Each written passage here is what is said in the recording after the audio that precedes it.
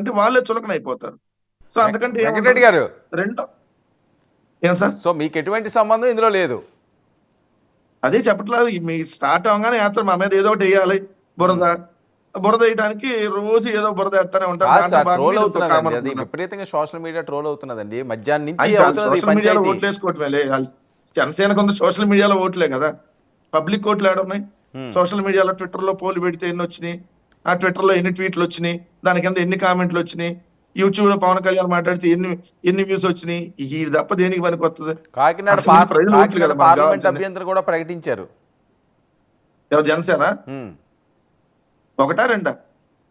ఒకటా రెండు ఏంటి, రెండు ఉంటాయా పార్లమెంట్లో? రెండు తీసుకున్నారు కదా. రెండు రెండు నేను ప్రకటించారు. ఏమన్నానండి, ఒకటే కాకినాడ పార్లమెంట్ కూడా అభ్యర్థి ఖరారు చేశారండి, ఇంకా ఎన్నికలకి పూర్తి స్థాయిలో సన్నద్ధం అయ్యారు జనసేన అంటున్నాను. ఓ వెల్కమ్. ఎందుకంటే మొన్నటిదాకా సమాయత్తం కాలేదు, ఇప్పుడు సమాయత్తం అయినందుకు సంతోషం.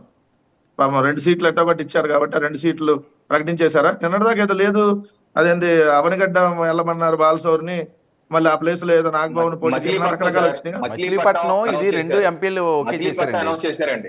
లేదులేండి, రవికిరణ్ గారు ఆయన అన్ని అబ్జర్వ్ చేస్తుంటాడు, అన్ని చూస్తుంటారు. ఆ వెటకారం అందుకనే కదా వెటకారం వెంకటరెడ్డి గారు అంటారు ఆయన. అది కాదు సార్. సార్ ఇప్పుడు నేను అంటలే రవికిరణ్ గారిని అడగండి, ఏమొచ్చింది టీవీలో అన్నింటిలో, అన్ని టీవీలో మన టీవీలతో సహా. లేదండి, ఈ రోజు 2 అనౌన్స్ చేశారు కదా. ఎంపీగా ఉన్న బాలసౌరిని అవనగడ్డ పంపించి మచిలీపట్నం వేరే ఎవరికో ఇవ్వాలని కాదు చూస్తున్నారు. కాదు, మధ్యాహ్నం ఆయన పిఠాపురం వెళ్ళక ముందే అనౌన్స్ అయిపోయింది ఇది. బాలశౌరి అక్కడి నుంచి ఎంపీ, కాకినాడ నుంచి ఉదయాన్ని.